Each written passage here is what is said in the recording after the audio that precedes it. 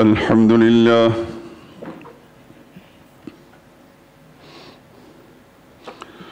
الحمد لله وحده والصلاة والسلام على من لا نبي بعده ولا رسول بعده ولا معصوم بعده أما بعد فإن خير الحديث كتاب الله وخير الهدي هدي محمد صلى الله عليه وسلم وشر الأمور محدثاتها وكل محدثة بدعة وكل بدعة ضلالة وكل ضلالة في النار. أعوذ بالله من الشيطان الرجيم. بسم الله الرحمن الرحيم. والذين هم على صلاتهم يحافظون أولئك في جنات مكرمون.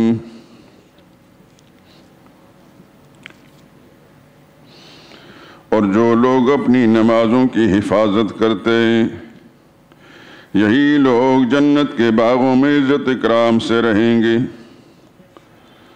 سبحان ربک رب العزت عما یصفون وسلام علی المرسلین والحمد للہ رب العالمین.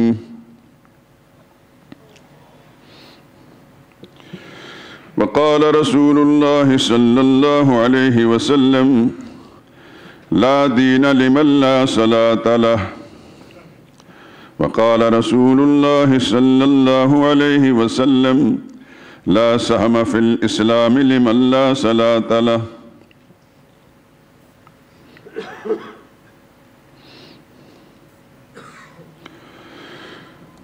درود پاک پڑھ لیں. اللهم صل على محمد وعلى آل محمد كما صليت على إبراهيم وعلى آل إبراهيم إنك حميد مجيد. اللهم بارك على محمد وعلى آل محمد كما باركت على إبراهيم وعلى آل إبراهيم إنك حميد مجيد.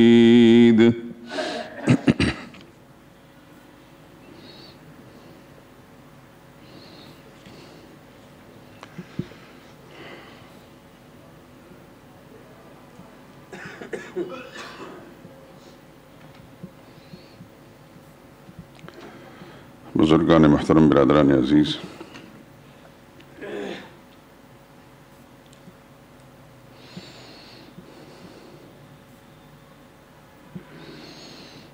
قرآنی ترتیب کے اعتبار سے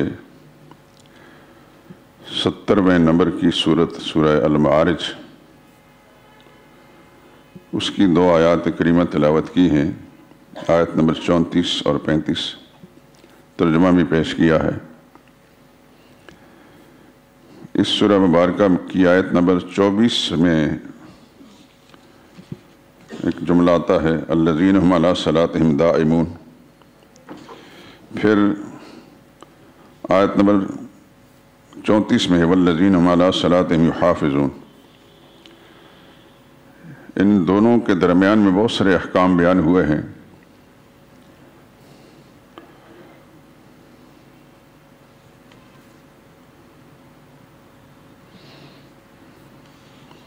اللہ کی راہ میں مال خرچ کرنا، مانگنے والے اور نہ مانگنے والوں کی دستگیری کرنا، قیامت کے دن کو سچا سمجھنا، اللہ کے عذاب کے خوف سے اپنے آپ کو محفوظ رکھنا، اپنی شرمگاہوں کی حفاظت کرنا سوائے بیویوں اور لونڈیوں کے، اپنی امانتوں اور وعدوں کا پاس و لحاظ رکھنا، اپنی گواہیوں پر قائم رہنا. یہ سب کچھ بیان کرنے کے بعد پھر فرمایا والذین هم علی صلاتہم یحافظون، جو لوگ اپنی نمازوں کی حفاظت کرتے ہیں. یعنی اس مضمون کی ابتدا بھی نماز کے مسئلے سے ہے اور انتہا بھی. علماء نے لکھا ہے یہ کہ نماز کی اہمیت کی طرف اشارہ کر دیا کہ اللہ کے نزدیک اس کی عبادات میں سب سے زیادہ اہم عبادت نماز ہے۔ اس مضمون جس کے اندر بہت سارے احکام بیان ہوئے ہیں، نماز سے شروع کیا اور درمیان میں بہت سارے احکام بیان کرنے کے بعد آخر میں پھر نماز کا ذکر کیا گیا۔ جیسا کہ پچھلے دنوں کے اندر میں آپ حضرات خدمت میں پوری تفصیل سے عرض کر چکا ہوں کہ اللہ تعالیٰ کے جتنے احکام بھی ہیں، جتنی عبادات بھی ایمان کے بعد اس بندے کے ذمے ہیں، سارے احکام اور ساری عبادات میں سب سے بڑی عبادت جو ہے نماز ہے۔ اتنی تفصیل کے ساتھ اس بات کو میں نے ذکر کیا کہ میرا خیال ہے کہ ذہن کے اندر بالکل راسخ ہو چکی ہوں گی۔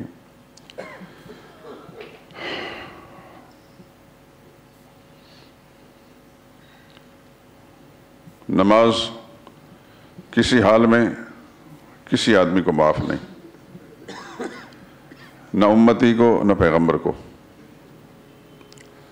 نہ تندرست کو، نہ بیمار کو، نہ شہری، نہ دیہاتی، نہ مقیم، نہ مسافر، معاف کسی کو نہیں۔ مسافر کے لیے یہ تو گنجائش رکھی کہ 4 رکعت میں دوگانہ کر دیا، لیکن معاف نہیں کی گئی۔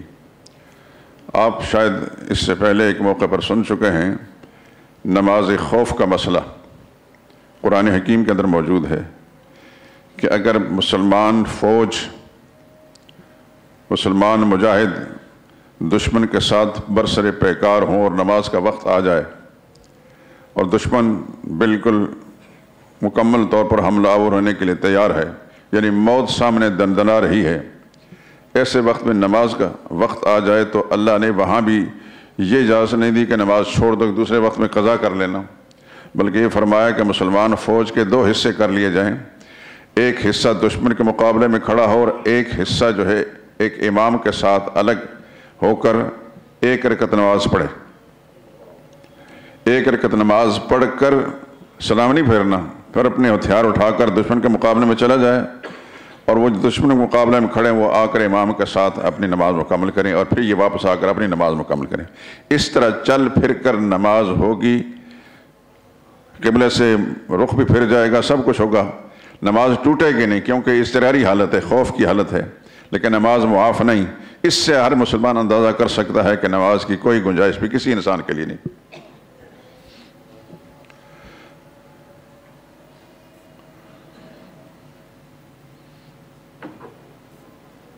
میں نے جب یہ مضمون شروع کیا تھا تو اس وقت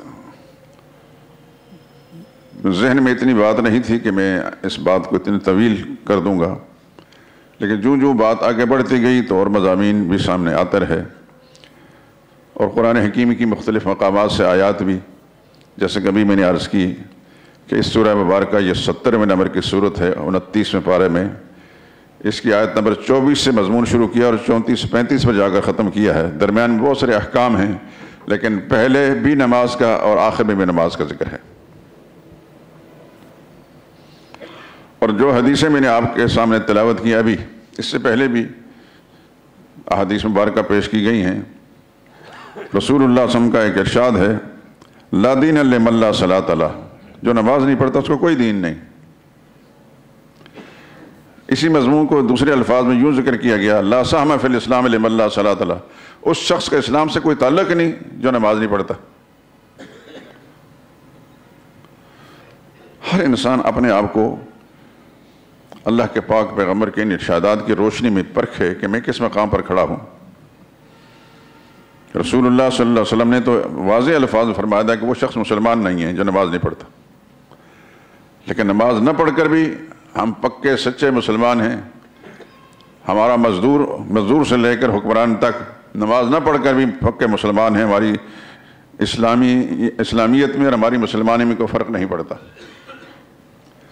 اور بدقسمتی یہ ہے کہ جو لوگ اس منصب پر ہیں، یعنی عرف عام میں جن کو علماء کہا جاتا ہے، ہر جمعے میں مساجد میں خطبے ہوتے ہیں، تقاریر ہوتی ہیں، دنیا بھر کی کہانیاں کس سے ہوں گے، لیکن دین کے بنیادی مسئلے، نہ عقیدے کا کوئی مسئلہ ہوگا، نہ عبادات میں سب سے اہم عبادت کا مسئلہ ہوگا۔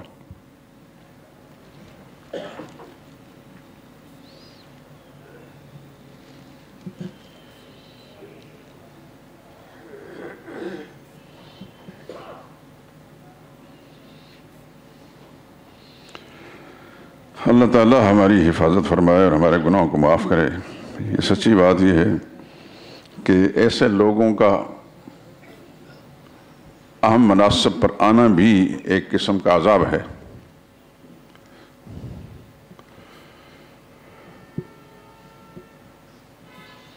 چاہے وہ مذہبی منصب پر ہو، لیکن مذہب کا صرف روپ دارا ہو، دین کی بنیادی اور اہم چیزیں اس کے ذہن میں نہ ہونا وہ بیان کرے، وہ اس کا وجود بھی ایک عذاب ہے۔ اور جو اقتدار کے منصب پر ہیں وہ تو بات بالکل واضح ہے۔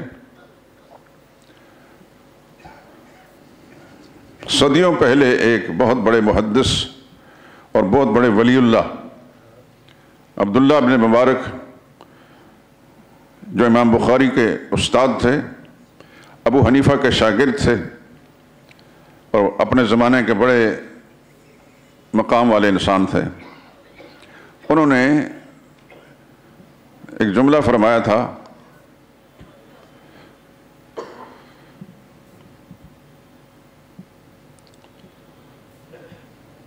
جس کا خلاصہ یہ ہے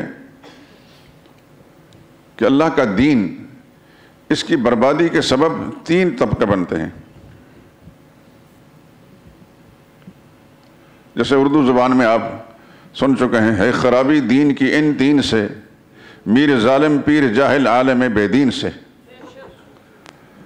ابن مبارک رحم اللہ کا یہ الفاظ ہیں، وَهَلْ بَدَّلَ الدِّينَ إِلَّا الْمُلُوكُ وَأَحْبَارُ سُوءٍ وَرُهْبَانُهَا۔ دین کو تبدیل کرنے والے لوگ جو ہیں حکمران ہیں، اور گمراہ پیر ہیں اور ملا ہیں۔ اگر یہ ہدایت پر ہوں تو کیا قسمت، لیکن خدا نخواستہ یہ غلط راستے پر ہوں تو بربادی ہی بربادی ہے، اور اس کی نمایاں مثالیں ہمارے ملک کے اندر موجود ہیں۔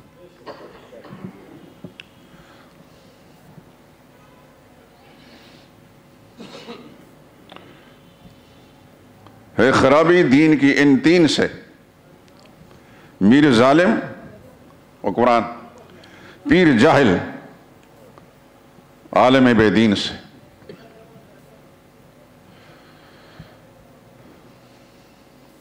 پاکستان کے اندر لاکھوں تو نہیں کہہ سکتا، لیکن ہزاروں مسجدیں اس وقت ممبر پر کچھ لوگ بیٹھے ہوں گے،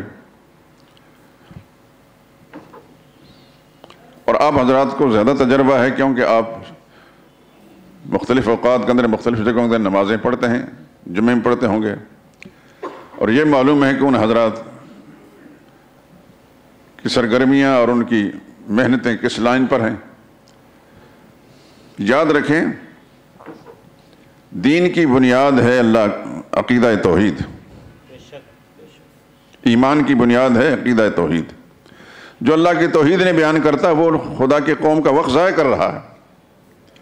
توحید تو دین کی بنیاد ہے۔ توحید کے لیے 1 لاکھ کئی ہزار انبیاء کرام اللہ کریم نے اس دنیا میں بھیجے۔ کوئی شخص بتا دے کہ قرآن کریم سے معلوم ہوتا ہے کہ اللہ تعالیٰ نے کوئی نبی بھیجا کسی اور مسئلے کے لیے؟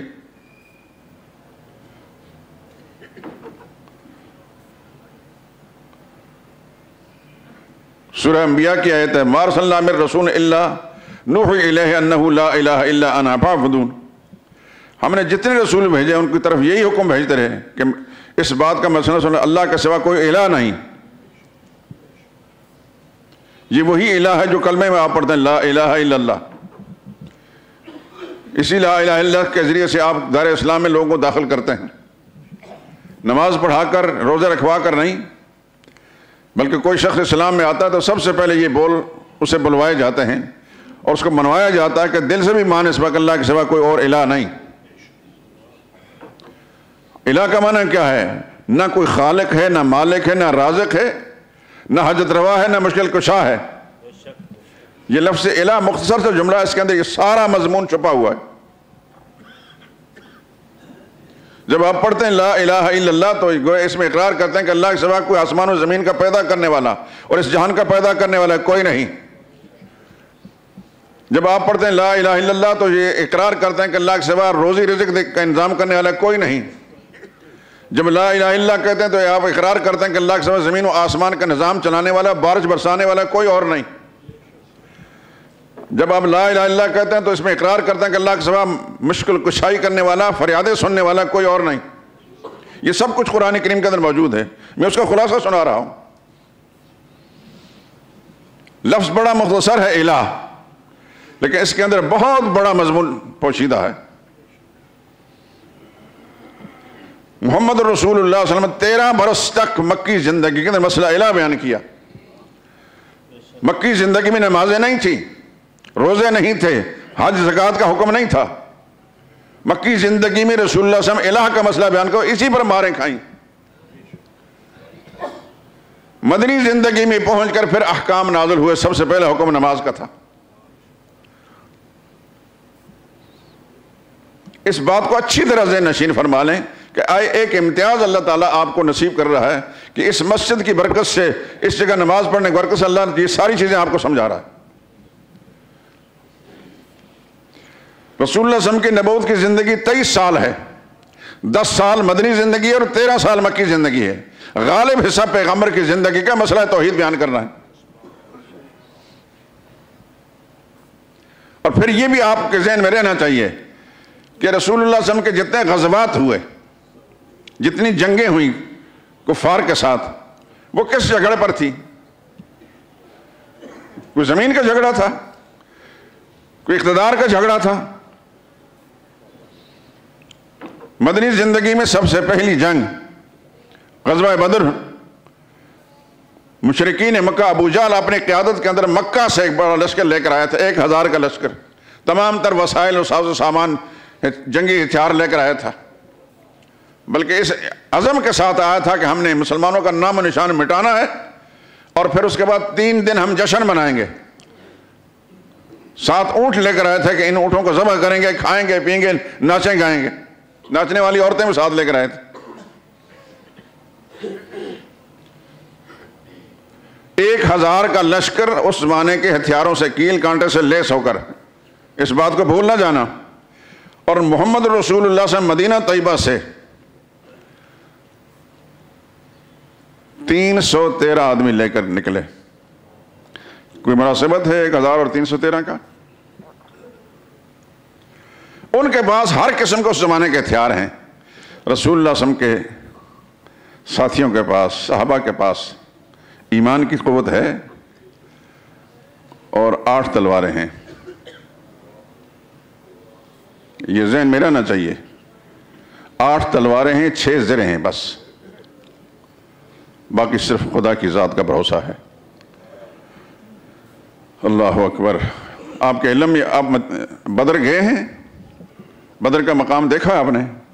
میں الحمدللہ العظیم کئی دفعہ گیا ہوں، اس ارادے سے گیا ہوں کہ اس جگہ میں جا کر جہاں رسول اللہ صلی اللہ علیہ وسلم نے جنگ لڑی تھی، اور جہاں ان صحابہ کرام جو 14 صحابہ شہید ہوئے تھے ان کا نام ہی باقاعدہ لکھے ہیں۔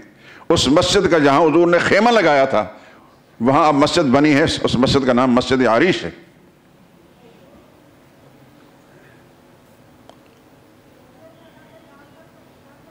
رسول اللہ صلی اللہ علیہ وسلم وہاں جہاں پہنچے تو اللہ کے پیغمبر کو یہ معلوم تھا کہ میرے ساتھ یہ نہتے بے سر سامان، کوئی مناسبت نہیں ابو جہل کے لشکر کے ساتھ ان کے، نہ تعداد کے لحاظ سے نہ وسائل کے اعتبار سے، وہ 3 گنا زیادہ ہیں اور یہ 1/3 ہیں، اور وہ بے سر و سامان، 8 تلواریں، ڈنڈے بھی نہیں۔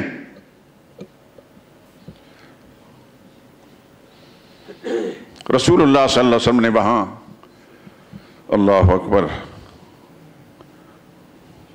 دعا مانگی، اس قدر گڑ گڑائے اور روئے خدا کے سامنے کہ آپ کی چادر مبارک گر گئی۔ سیدنا ابوبکر صدیق رضی اللہ تعالیٰ عنہ نے اٹھ کر چادر آپ کے کندھے پر رکھی اور عرض کی یا رسول اللہ، حضور صلی اللہ علیہ وسلم کو اس قدر روتے دیکھا انہوں نے کہ اندیشہ ہوا کہ رسول اللہ صلی اللہ علیہ وسلم کی روح مبارک نہ نکل جائے۔ حضور صلی اللہ علیہ وسلم یہی خدا کے سامنے رو رہے تھے، یا اللہ یہ چند نفوس ہیں جو تیرے ماننے والے ہیں، یہ بھی مٹ گئے تو پھر تیرا نام لینے والا کوئی نہیں ہوگا۔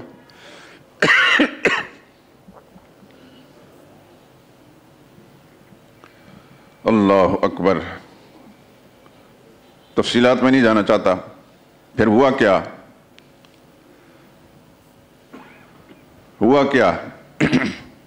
اسی جگہ پر جنگ جب شروع ہوئی تو یہ نہایت بے سر و سامان اللہ کے پیغمبر کے حکم تاک باہر نکلتے رہے. ادھر مشرکین سامنے آتے تھے. اللہ اکبر. مشرکین کے 70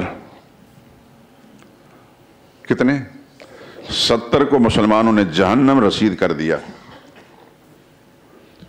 اور 70 کو مسلمانوں نے گرفتار بھی کر لیا.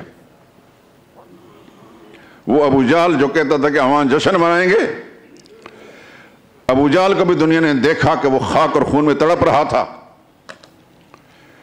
محمد رسول اللہ صلی اللہ علیہ وسلم نے عبداللہ بن مسعود کو بھیجا، جاؤ دیکھو ان مقتولین کے اندر، مشرکین مقتولین کے اندر ابو جہل اگر نظر آتا ہے اس کا سر کاٹ کر لاؤ.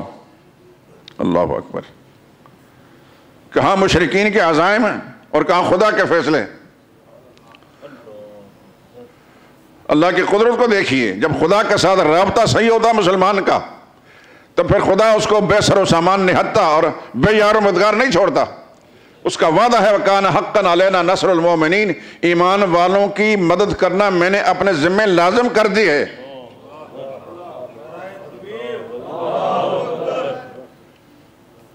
عبداللہ بن مسعود گئے، مقتولین 70 مقتولین تھے. دیکھا وہ ظالم بھی پڑا ہے اور زندگی آخری رمق باقی ہے. اللہ اکبر. عبداللہ بن مسعود جاتے ہی اس کے سینے پر چڑھ کر بیٹھ گئے. اس ساری کیفیت کو دیکھیے اب ذرا. اس نے آنکھیں کھولی اور پہلا جملہ متکبرانہ اس کی زبان سے نکلا کہ چرواہے کے بچے. اس وقت بھی غرور و تکبر اس کے ذہن سے نہیں نکلا. وہ چرواہے کے بیٹے، تو اتنے بڑے سردار کے سینے میں چڑھ کر بیٹھ گیا، کچھ کر نہیں سکتا تھا. وہ بکواس ہی کر سکتا تھا اور کیا کر سکتا تھا. تو ساتھ ایک سوال یہ پوچھا کہ بتاؤ کس کو فتح ہوئی، کس کو شکست. ابن مسعود نے فرمایا اللہ نے اپنے نبی کو، اہل ایمان کو فتح سے ہمکنار کیا اور تجھے اور تیری ساری پارٹی کو ذلیل و خوار کیا. تم کیوں آئے ہو؟ اللہ کے پیغمبر کا حکم پورا کرنے کے لیے تمہاری گردن سر کاٹ کر رسول اللہ کی خدمت پیش کرنا ہے. کوئی حکمت تھی؟ تو وہ ظالم اس وقت بھی تکبر کا بھرا ہوا، اللہ اکبر، کہنے لگا میرا سر جب کاٹنا تو حلق کے قریب سے نہ کاٹنا، کندھے کے قریب سے کاٹنا، تاکہ مقتولین کے سر وہاں رکھے ہوں تو میرا سر ذرا اونچا نظر آئے. اونچا بننے کی، اونچا رہنے کا خبت اس کے ذہن میں اس وقت بھی تھا. اور ساتھ کہنے لگا کہ آپ اپنی تلوار سے نہ کاٹنا، میری تلوار لے کر کاٹنا، کیونکہ تم معمولی آدمی ہو، تمہاری تلوار بھی معمولی ہے. میں سردار ہوں، میری تلوار بھی سرداروں والی. چنانچہ عبداللہ بن مسعود رضی اللہ تعالیٰ نے ان کا سر کاٹا، لے جا کر رسول اللہ صلی اللہ علیہ وسلم میں پیش کیا. اللہ کے پیغمبر نے فرمایا یہ اس امت کا فرعون تھا. اللہ کے نبی نے سجدہ شکر بجا لائے اور فرمایا اس امت کا فرعون تھا. 70 کافر جہنم رسید ہوئے، 70 کو مسلمانوں نے گرفتار کیا اور مسلمانوں میں ایک بھی گرفتار کوئی نہیں ہوا، صرف 14 مسلمان شہید ہوئے. ان کے نام اب بھی بدر کے مقام پر 2 جگہوں میں لکھے ہوئے ہیں. اللہ تعالیٰ وہاں کی حاضری نصیب فرمائے. تو مدینہ طیبہ جب جانے لگیں تو بدر کے راستے سے جائیں، کسی ٹیکسی والے کو کہہ دیں تاکہ وہ سارے منظر آپ کے سامنے آئیں.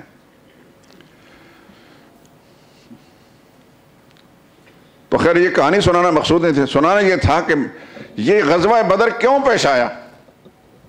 رسول اللہ صلی اللہ علیہ وسلم تو مدینہ طیبہ ہجرت فرما چکے تھے. ابو جہل تو مکہ میں رہتا تھا، اس کی پارٹی کے لوگ تو وہیں رہتے تھے. کیوں رسول اللہ صلی اللہ علیہ وسلم کے ساتھ لڑنے گیا؟ لڑنے اس لیے گیا تھا کہ وہ کسی صورت میں برداشت نہیں کر سکتا کہ یہ کلمہ توحید جو ہے اس کو عروج ملے. اصل دشمنی توحید کے ساتھ تھی، عقیدہ توحید کے ساتھ دشمنی تھی، اور اسی بنا پر رسول اللہ صلی اللہ علیہ وسلم کو مسلمانوں کو مٹانے گیا تھا. اس ظالم کو کیا پتا وہ جشن مسرت نہیں منائیں گے، ماتم کی محفل برپا ہو جائے گی. اور اس کے بعد جتنے غزوات بھی ہوئے مشرکین اور کفار کے ساتھ، سب کی بنیاد میں وہ عقیدہ تھا. وہ کسی صورت برداشت نہیں کرتے تھے عقیدے کو، اس عقیدے کا پھیلاؤ نہ ہو. مسلمان پیغمبر صلی اللہ علیہ وسلم کے پیروکار جہاں کہیں جاتے تھے خدا کا پیغام پہنچاتے تھے. اللہ کی توحید کا مسئلہ سب سے پہلے ہوتا تھا. نام کا مسلمان نہیں، حقیقی مسلمان. بدقسمتی سے اس زمانے میں نام کے مسلمان ہیں. آپ حضرات تھوڑی سی کوشش کر کے تھوڑا تجسس کریں، کوئی ملنے جلنے والا اس کو تھوڑا سا اس کو ہلائیں تو صحیح، عقیدہ اس کا پوچھیں. خدا کو مانتے ہو؟ ہاں جی مانتا ہوں. کس طرح مانتے ہو؟ کچھ نہیں بتائے گا. اللہ کو ماننے کا کیا مطلب ہے؟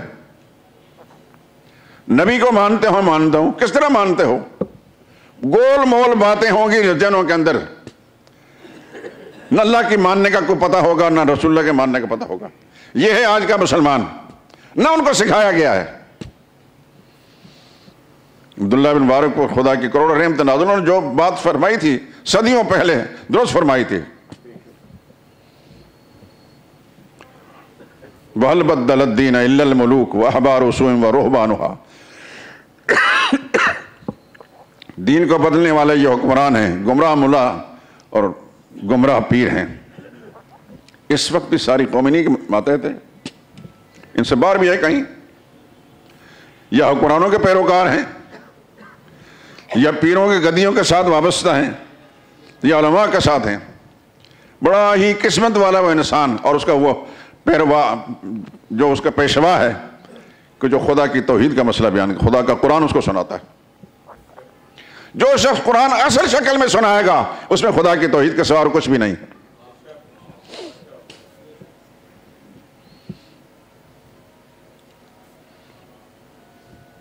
آپ کو یاد ہوگا پچھلے جمعے اس سے پچھلے جمعے میں نمازی کا مسئلہ میں بیان کر رہا تھا. تھوڑی سی اس کی ترتیب میں نے سامنے رکھی تھی تاکہ سامعین کو بھی پتہ چل جائے کہ ہم جو خدا کے سامنے اللہ اکبر کہہ کر ہاتھ باندھ کر کھڑے ہوتے ہیں، جو کچھ پڑھتے ہیں اس کی حقیقت کیا ہے. سب سے پہلے تو اللہ اکبر، اللہ کی کبریائی کا اعلان ہوتا ہے. اللہ سب سے بڑا ہے، کوئی بڑا نہیں، صرف اللہ بڑا ہے. کتنا بڑا ہے اس کی بڑائی کا کوئی اندازہ نہیں کیا جا سکتا.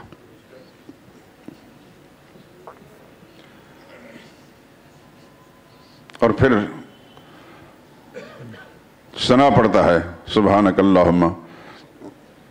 اس کی تشریح میں نہیں جاؤں گا کیونکہ تفصیل سے میں بیان کر چکا ہوں. وَبِحَمْدِكَ وَتَبَارَكَ اسْمُكَ وَتَعَالَى جَدُّكَ. پھر کہے وَلَا إِلَٰهَ غَيْرُكَ، وَلَا إِلَٰهَ غَيْرُكَ. اے اللہ تیرے سوا کوئی اور الہ نہیں ہے. یہ پیر الہ نہیں، ملا الہ نہیں، یہ گدی الہ نہیں، حکمران الہ نہیں، تو ہی الہ ہے.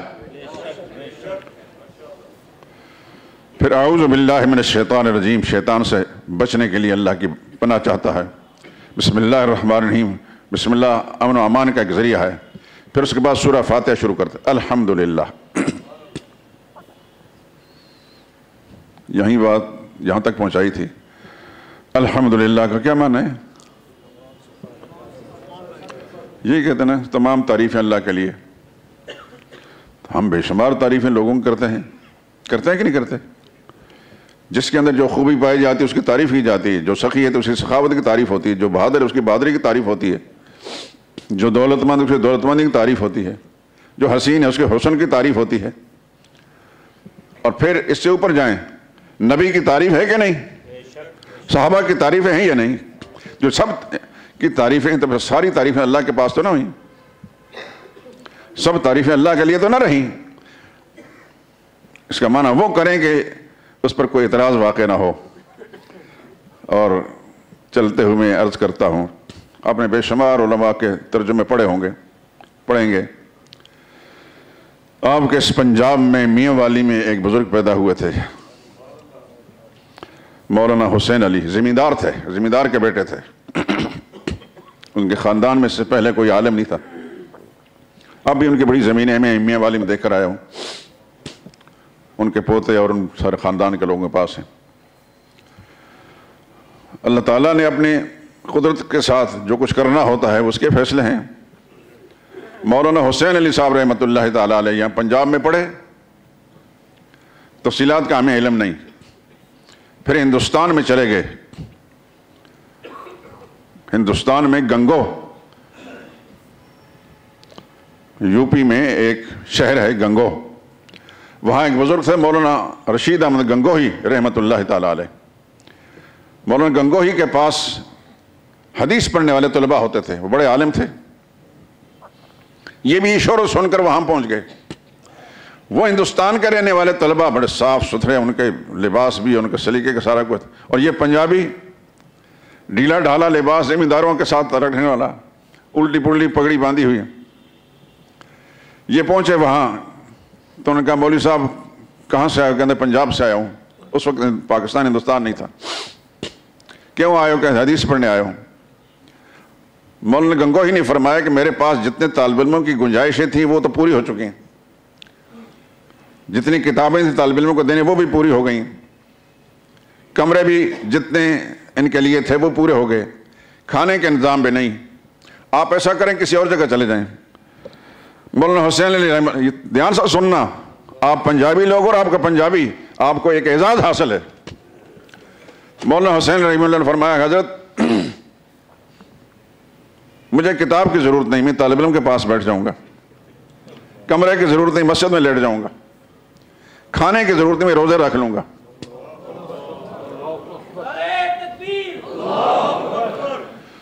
اللہ اکبر۔ وہاں گنگو شہر کے اندر ایک بوڑھیا مائی تھی، اس سے درخواست کی کہ اماں جی مجھے اگر آپ افطار کے وقت میں تھوڑا سا کھانا دے دیں تو یہ آپ کی مہربانی ہوگی، دن بھر میں روزہ رکھوں گا۔ روزہ رکھنا شروع کر دیا۔ اس اماں پر خدا کی رحمت نازل، انہوں نے مان لی یہ بات، مسجد میں لیٹتے، طالب علموں کے پاس بیٹھتے، چپ کر کے بیٹھے رہتے۔ اب دھیان سے بات سننا۔ چند روز سبق ہوتا رہا تو مولانا گنگوہی رحمہ اللہ بھی غور سے دیکھتے رہے، پنجابی طالب علم چپ کر کے بیٹھا رہتا ہے، بولتا بھی کچھ نہیں، پوچھتا بھی کچھ نہیں۔ ایک دن حضرت گنگوہی کو خیال آیا، حضرت گنگوہی رحمہ اللہ نے پوچھا مولوی صاحب کچھ سمجھ بھی آتی ہے کہ ویسے چپ کر کے بیٹھے ہوتے ہو؟ حضرت مولانا حسین رحمہ اللہ نے فرمایا حضرت سارے لائے، حضرت سمجھ میں آتی ہے بات۔ انہوں نے فرمایا کہ کیا سمجھ میں آتی ہے؟ کوئی بات پوچھی، انہوں نے جواب دیا، پھر پوچھی، پھر انہوں نے جواب دیا۔ حضرت گنگوہی حیران ہو گئے۔ پھر حضرت انہوں نے عرض کیا حضرت جی اگر آپ اجازت دیں تو میں کچھ سوالات کروں آپ پر؟ انہوں نے کہا بالکل پوچھ سکتے ہیں۔ جو حضرت گنگوہی نے پڑھایا تھا اس پر انہوں نے سوالات پوچھے، حضرت گنگوہی نے جواب دیا، پھر سوال کر دیا، اس کا جواب دیا، پھر سوال کر دیا، اشکال پیدا کیے، یعنی آپ کی بات میں یہ اشکال ہے، پھر انہوں نے جواب دیا، پھر اشکال پیدا کیا، پھر جواب دیا، پھر اشکال پیدا کیا۔ حضرت گنگوہی حیران ہوا کہ میں نے زندگی میں ایسا ذہین لائق طالب علم نہیں دیکھا۔ اس کا پھر نتیجہ یہ نکلا کہ حضرت گنگوہی نے فرمایا کہ آج کے بعد میری کتاب جو ہے وہ آپ کو میں دوں گا، میں آپ کو کمرہ دوں گا، اپنا ذاتی کمرہ، اس کے اندر، اور گھر سے تمہارا کھانا آئے گا۔ وہ مولانا حسین صاحب رحمۃ اللہ تعالیٰ علیہ حدیث انہوں نے گنگوہ میں پڑھی۔ وہیں ہندوستان میں ایک اور عالم تھے مولانا مظہر نانوتوی، نانوتا کے رہنے والے، ان سے قرآن کریم پڑھا، اور پھر آ کر میاں والی میں یہ بھی ذہن نشین فرما لیں، اللہ کی توحید کا جو غلام بنا ہے اس کو کیا کیا مشکلات آئی ہیں۔ میاں والی شہر سے وہاں کے جو بڑے زمیندار تھے انہوں نے نکال دیا، کیونکہ یہ توحید بیان کر رہے تھے، وہ ان کے عقیدے کے خلاف تھا۔ یہ اپنی زمینوں پر آ کر چھپر انہوں نے بنا دیا، وہ چھپر کی جگہ میں نے دیکھی ہے، وہیں ان کی قبر بھی ہے، اور وہاں پھر انہوں نے قرآن کریم پڑھانا شروع کر دیا۔ کیسا پڑھاتے تھے یہ بھی سن لیں۔ کوئی مدرسہ نہیں تھا، اپنی زمینیں تھی، خود ہل چلاتے تھے، اس سے جو غلہ پیدا ہوتا وہ اپنے گھر کے افراد کے لیے بھی تھا، آنے والے طالب علموں کا خرچہ بھی اسی سے ہوتا تھا۔ اور ہمارے استاد حضرت شیخ القرآن رحمہ اللہ فرماتے ہیں کہ حضرت نے کسی طالب علم کو کام نہیں کرنے دیا، حال خود چلاتے تھے، طالب علم کہتے ہیں میرے ساتھ ساتھ چلو اور قرآن کریم کی صورتوں کے خلاصے سناتے جاؤ۔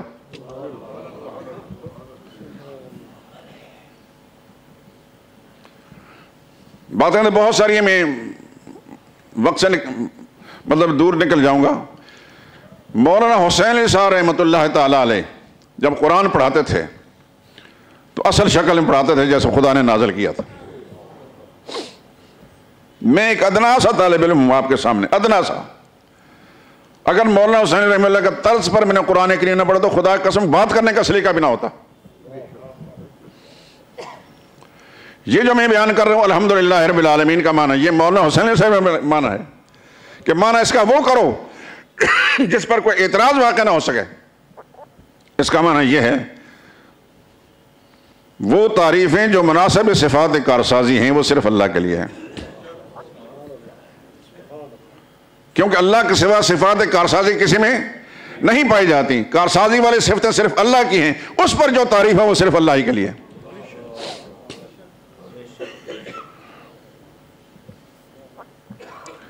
تو تمام تعریفیں جو صفات کارسازی والے ہیں وہ صرف اللہ کے لیے ہیں، اور پھر اس کی فوری مثال میں رب العالمین، وہ اللہ جو رب العالمین ہے، جو رب ہے پالنے والے ساری کائنات کا۔ کوئی اندازہ کر سکتے ہیں کہ کس کس کو وہ پال رہا ہے؟ اس کی ربوبیت کا انداز بڑا عجیب ہے۔ ماں کے پیٹ سے لے کر کائنات کے ذرے ذرے پر جو جاندار بھی ہے، اگر اس نے پیدا کیا ہے تو اس کی ضرورت کو بھی وہ سمجھتا ہے، وہ پورا بھی کر رہا ہے۔ میں اور آپ زمین میں چلتے پھرتے ہیں، ہمارے پاؤں کے نیچے کتنے کیڑے مکوڑے حشرات الارض آتے ہیں۔ کس نے بنایا ان کو؟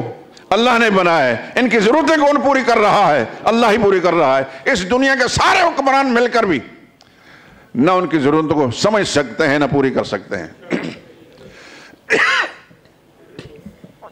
سمندر کے اندر جو مخلوق ہے کو اندازہ کر سکتے ہیں کتنی ہے، اور کیا کیا ان کی ضرورتیں ہیں؟ جس نے ان کو بنایا ہے، پیدا کیا ہے، وہ ان کی ضرورتیں پوری کر رہا ہے۔ ان کی کوئی دکانیں نہیں ہیں، کوئی ان کے پلازے نہیں ہیں، کوئی ان کی زمینیں نہیں ہیں، کوئی کاروبار نہیں ہے، لیکن خدا ان کو پال رہا ہے۔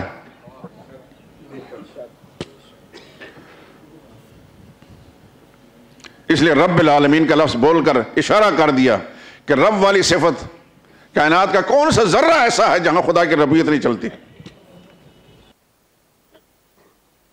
فضاؤں میں اڑنے والے پرندے، ان کی کون سی دکانیں ہیں، کون سا کاروبار ان کے پلازے ہیں؟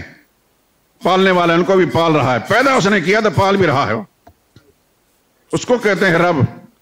یہ ربوبیت والی صفت اللہ کے سوا کسی اور میں پائی جاتی ہے؟ کوئی پیغمبر رب بن سکتا ہے، کوئی نبی رب بن سکتا ہے، کوئی صحابی یا کوئی شہید رب بن سکتا ہے، کوئی فرشتہ رب بن سکتا ہے، رب صرف اللہ ہی ہے۔ جب آپ نماز پڑھتے ہیں اس انداز سے نماز کو پڑھتے وقت اپنے ذہن کو اس طرف حاضر رکھیں گے تو پھر نماز بھی نماز ہوگی۔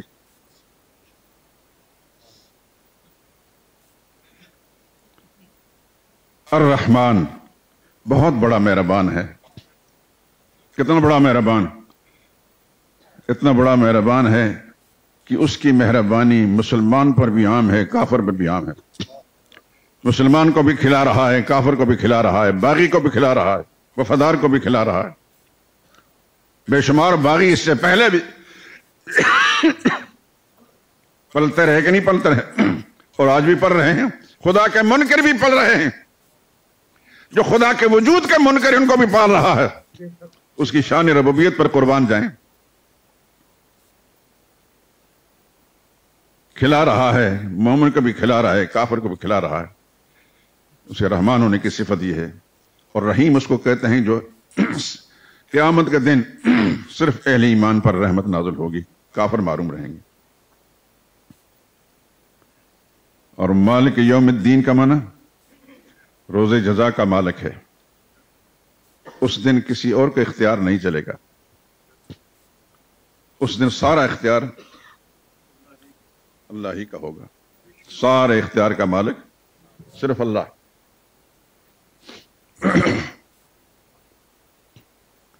یہاں تو سفارشیں چل جاتی ہیں، رشوتیں چل جاتی ہیں۔ یہاں کے جو جج ہیں مجرم کو بے گناہ اور بے گناہوں کو مجرم قرار دے کر سزا دے دیتے ہیں، لیکن خدا کے ہاں عدل و انصاف کا فیصلہ ہوگا۔ اللہ اکبر۔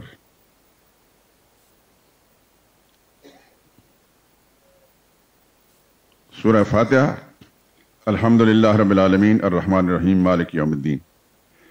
یہ 3 آیتیں جو ہیں اللہ تعالیٰ کی حمد و ثنا پر ہیں۔ ایاک نعبد و ایاک نستعین، یہ بندے کا تعلق ہے رب العالمین کے ساتھ، اپنا تعلق جوڑتا ہے، یا اللہ میں تیری ہی بات کرتا ہوں، تجھ سے مرادیں مانگتا ہوں۔ اور اس کے بعد اہدنا الصراط المستقیم سے آمین تک یہ بندہ جو ہے اللہ کے بارگاہ میں اپنی درخواست پیش کرتا ہے، یا اللہ سیدھے راستے پر چلا۔ کیا کہتا ہے؟ اہدنا الصراط المستقیم۔ پتہ ہے نا صراط مستقیم کسے کہتے ہیں؟ کبھی قرآن کریم پہ غور کیا؟ تلاوت کیا کریں، اللہ تعالیٰ آپ کو توفیق عطا فرمائے۔ قرآن کہتا ہے ان اللہ ربی و ربکم فاعبدوہ ھذا صراط مستقیم۔ قرآن نے خود بتا دیا صراط مستقیم کیا ہے، صرف اللہ ہی کی بندگی کرنا ہے، اس کا نام صراط مستقیم ہے۔ تو آپ نماز میں کھڑے ہو کر کہتے ہیں اہدنا الصراط المستقیم، یا اللہ صراط مستقیم پر چلا ورد کا، گویا کہ خود خدا سے درخواست کرنا، یا اللہ ہدایت والا راستہ، توحید والا راستہ اس کو دکھا بھی اور اس پر چلا بھی۔ پھر اس کی مثال پیش، صراط الذین انعمت علیہم، ان لوگوں کا راستہ جس پر تو نے انعام فرمایا ہے، وہ انبیاء ہیں، شہداء ہیں، صلحاء ہیں، انعم اللہ علیہم من النبیین والصدیقین والشہداء والصالحین، جن پر اللہ نے انعام فرمایا وہ نبی ہیں، صدیقین ہیں، شہداء ہیں، صالحین ہیں۔ درخواست کرتا ہے یا اللہ ان کے راستے پر مجھے چلا، غیر المغضوب علیہم، یا اللہ جن پر تیرا غضب نازل ہے ان کے راستے سے محفوظ فرما، اور مراد یہودی ہیں، والضالین، اور جو گمراہ ہوئے جیسا عیسائی، یا اللہ ان کے راستے سے مجھے معاف۔ آپ جب اس طرح نماز پڑھیں گے اس نماز کی کیفیت کیا ہوگی؟ خدا توفیق دے آپ کو بھی مجھے بھی کہ ہم خدا کی بارگاہ میں کھڑے ہوں تو اس انداز سے نماز پڑھیں کہ ایک ایک جملہ پڑھتے وقت ہمارا دل دماغ خدا کی ذات کے ساتھ متعلق ہو۔ نماز اس لیے سب سے اہم عبادت ہے، نماز جیسا روزہ نہیں، نماز جیسی زکوٰۃ نہیں، نماز جیسا حج نہیں، کہ اس کے اندر خدا کی ذات کے ساتھ بندے کا وہ تعلق ہے جو کسی اور عبادت کے اندر نہیں۔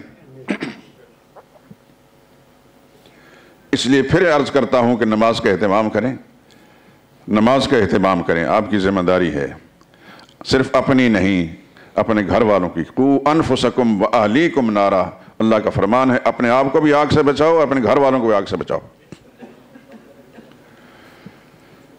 ہر انسان کی ذمہ داری ہے کہ اپنی بیوی بچوں کا خیال رکھے، وہ نماز پڑھتے کہ نہیں پڑھتے۔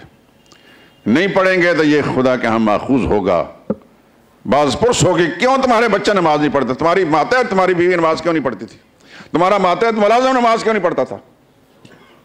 اس وقت جواب دینا بڑا مشکل ہو جائے گا میرا، پھر واپس پلٹنے کی بھی گنجائش نہیں ہوگی، واپس آ کر ہم پھر اس کی تلافی کر سکیں۔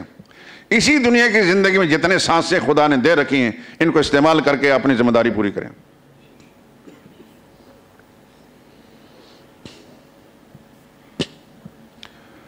پھر میں کہتا ہوں کہ تمام تر ایمان کے بعد سب سے بڑی عبادت جو ہے نماز ہے۔ نماز جیسی کوئی اور عبادت نہیں، نہ صدقہ ہے، نہ خیرات ہے، نہ حج ہے، نہ روزہ ہے، سب سے بڑی عبادت نماز ہے۔ اس لیے سب سے پہلے نماز آئی، اور نماز کے لیے جیسا کہ میں بار بار عرض کر چکا ہوں اس میں استثناء کی کوئی شکل نہیں۔ روزہ بھی سال کے بعد ہے، زکوٰۃ بھی صرف مالدار پر ہے، اور حج بھی اس پر جو وہاں تک جانے کی استطاعت رکھتا ہے، قربانی بھی اس پر جو قربانی خریدنے کی استطاعت رکھتا ہے، لیکن نماز امیر، غریب، شہری، دیہاتی، ہر ایک انسان پر فرض ہے۔ معلوم ہوا کہ خدا کی عبادات میں سب سے زیادہ اہم عبادت نماز ہے۔ اس کے ذریعے سے ڈائریکٹ خدا کے ساتھ انسان رابطہ کرتا ہے، منہ سے سلوگن بولتا اللہ اکبر، اے اللہ تو سب سے بڑا ہے۔ میرا عقیدہ ایمان یہ ہے کہ میں سب سے بڑا تجھے سمجھتا ہوں، میرا افسر بڑا نہیں، میرا حاکم بڑا نہیں، میری فیکٹری بڑی نہیں، میرا کاروبار بڑا نہیں، اللہ اکبر، اللہ تو بڑا ہے۔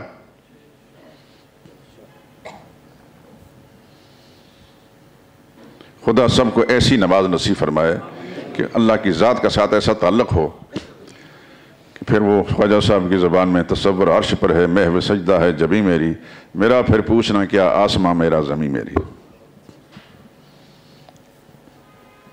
آپ حضرات حیران تو ضرور ہوں گے کہ یہ مولوی صاحب کتنے جمعوں سے لگا ہوا نماز میں.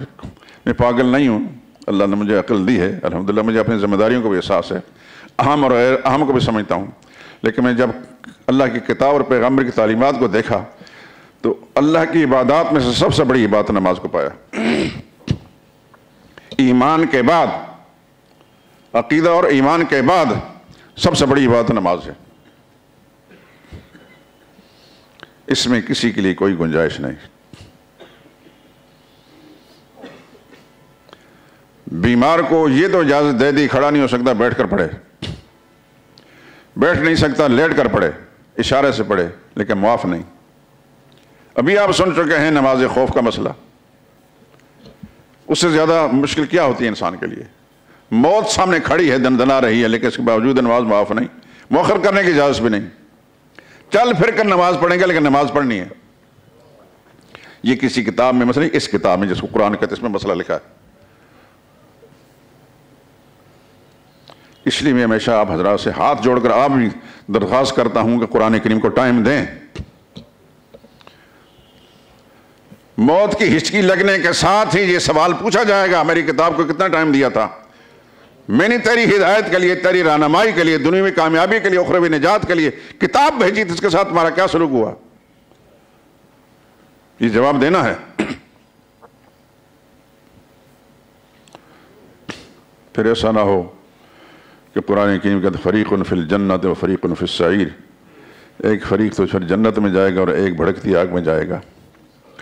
اللہ سے محفوظ، اللہ سب کو محفوظ فرمائے، اللہ سب کی حفاظت فرمائے، اللہ سب کی حفاظت فرمائے، اور ہمیں اپنی ذمہ داریوں کو سمجھنے کی توفیق عطا فرمائے. گھروں کے اندر، مسلمانوں کے گھروں کے اندر صبح کے وقت قرآن کریم تلاوت ہوا کرتی تھی. ٹٹولے اپنے گھر کو میرے دوستو، آپ میرے بھائی ہیں، میرے عزیز ہیں، میرے مہربان ساتھی ہیں، اپنے گھروں کا ٹٹولے. بیویوں نے قرآن پڑھا ہے کہ نہیں پڑھا؟ بچوں نے قرآن پڑھا ہے کہ نہیں پڑھا؟ ان کی دنیاوی کامیابی کے لیے تو سارے جتن کیے جاتے ہیں، فلاں سکول میں پڑھائیں، فلاں سکول میں پڑھائیں، فلاں ادارے میں پڑھائیں، لیکن ان کی اخروی نجات کے لیے، ان کی ایمان کی بقا کے لیے کتنا اہتمام کیا جاتا ہے؟ اول فرصت کے اندر جس کی بیوی نے قرآن نہیں پڑھا، کوئی اہتمام کریں، دور یا نزدیک کہیں بھی کوئی خاتون کسی مدرسے کے اندر قرآن پڑھا جاتا ہے، قرآن پڑھانے کی کوشش کریں. یہ آپ کی محنت، اس کا ثمرہ آپ کو ملے گا، اس کو تو ملے گا ہی، لیکن موت کی جب ہچکی لگے گی اس وقت پھر فائدہ نظر آئے گا کہ میں نے جو محنت کی تھی اپنی بیوی کو، اپنے بچوں کو قرآن پر لگانے کے، آج مجھے فائدہ مل رہا ہے.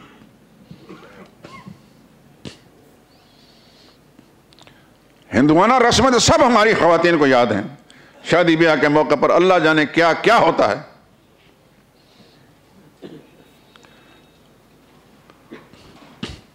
نماز کے فرائض واجبات کا پتہ ہے کہ کتنے فرض ہیں نماز کے اندر، کتنے واجب ہیں، کتنے سنتیں ہیں، کتنے مستحبات ہیں.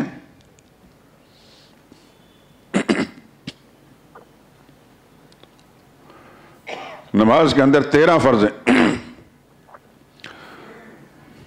7 شرائط میں سے ہیں اور 6 ارکان میں سے ہیں.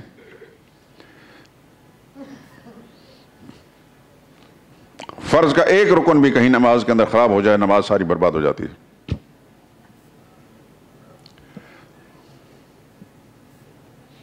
داخلی فرائض میں سے سب سے پہلے تکبیر تحریمہ ہے، اللہ اکبر. یہ فرض ہے، یہ پہلی تکبیر ہر نماز کی یہ فرض ہے، باقی کوئی تکبیر فرض نہیں. اس کے بعد جتنے تکبیریں ہیں سب سنت ہیں. البتہ وتر کی نماز میں جب آپ دعا قنوت پڑھیں گے اس کے لیے اللہ اکبر جو کہتے ہیں وہ تکبیر واجب ہے. یا عیدین کی نماز میں زائد تکبیری جو ہیں وہ واجب ہیں، باقی ساری تکبیریں سنت ہیں.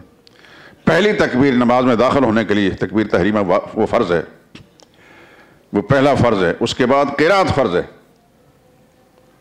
یعنی سورہ فاتحہ اور 7 قرآن کریم کا کوئی اور حصہ ملانا، یہ اس کو قرات کہتے ہیں. یہ اس کا مجموعہ جو ہے قرات کہلاتا ہے. یہ نماز کے اندر فرض ہے.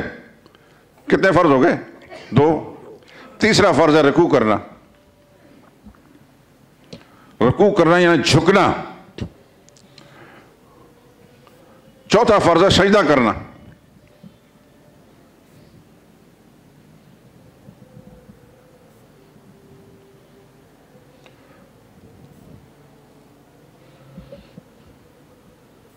پہلا فرض تکبیر تحریمہ، دوسرا قرات، تیسرا رکوع کرنا، چوتھا قیام ہے، قیام، جزاک اللہ، قیام کھڑے ہو کر، کیونکہ جو آدمی کھڑا ہو سکتا ہے اس کے لیے بیٹھ کر یا کرسی پر بیٹھ کر نماز جائز نہیں، جس حد تک وہ قیام کر سکتا کرے گا۔ قیام فرض ہے، تکبیر تحریمہ فرض ہے، قرات فرض ہے، رکوع فرض ہے، سجدہ فرض ہے، اور آخری قاعدہ فرض ہے۔ اس کے علاوہ باقی کچھ چیزیں واجب ہیں اور کچھ چیزیں سنت ہیں۔ یہ فرق ضرور سمجھنا چاہیے۔ مثلا تکبیر تحریمہ کہتے ہیں وہ تو فرض ہے، لیکن اس کے بعد جو ثنا پڑھتے ہیں وہ سنت ہے۔ سورہ فاتحہ پڑھنا ہے وہ واجب ہے، اور سورہ فاتحہ اور سارے دوسری سورۃ ملانا یہ فرض قرات کے نام سے یہ فرض بن جاتا ہے۔ آمین کہنا سنت ہے۔ پھر اللہ اکبر رکوع میں کرتے ہیں، وہ رکوع کی تکبیر سنت ہے، رکوع کرنا فرض ہے، رکوع کی تسبیح سنت ہے، سمع اللہ لمن حمدہ کہنا یہ سنت ہے، لیکن سیدھا کھڑا ہونا یہ واجب ہے۔ پھر اللہ اکبر کہہ کر رکوع میں جاتے ہیں، سجدے میں جاتے ہیں، یہ تکبیر بھی سنت ہے، لیکن سجدہ کرنا فرض ہے۔ سجدہ کہتے ہیں پیشانی کو زمین پر رکھنا ناک سمیت۔ سجدے میں جو تسبیحات ہیں یا رکوع کی تسبیحات ہیں یہ سنت ہیں، اور یہ مسئلہ بھی سمجھ لیں کہ رکوع کی تسبیح اگر کوئی بھول گیا، رکوع کر گیا نماز ہو جائے گی، سجدے کی تسبیح بھول گیا سجدہ کر لیا نماز ہو جائے گی، یا رکوع کی تسبیح سجدے میں پڑھ لی اور سجدے کی رکوع میں پڑھ لی تب بھی نماز ہو جائے گی۔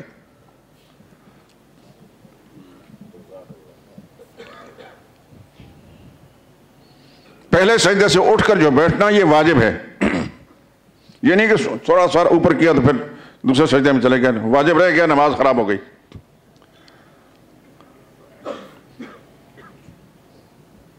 اگر 2 رکعتوں سے زیادہ کی کوئی نماز ہے تو پہلا قاعدہ اس کا واجب ہے، لیکن نماز ختم کرنے کا جو قاعدہ ہے اس کو آخری قاعدہ کہا جائے، یہ فرض ہے۔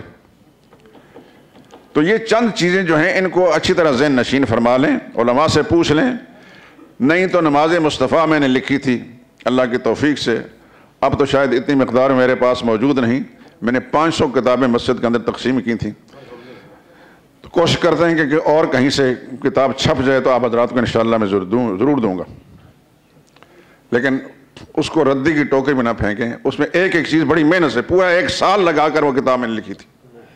اس کے اندر کتابوں کے حوالے دیکھیں گے آپ کو اندازہ ہوگا کتنی محنت میں نے کی ہے۔ قبولیت میرے رب کے پاس ہے، میں نے اللہ کی رضا کے لیے لکھی ہے، میں پیسہ نہیں کماتا اس پر۔ یہ دعا کریں کہ اللہ تعالیٰ مجھے یہ مفت کام کرنے کی توفیق عطا فرمائے، خدا راضی ہو جائے، اصل مقصد خدا کی رضا ہے۔ بہرحال یہ چند باتیں میرے دوستوں نماز کے حوالے سے میں نے آپ حضرات کی خدمت میں عرض کر دی ہیں،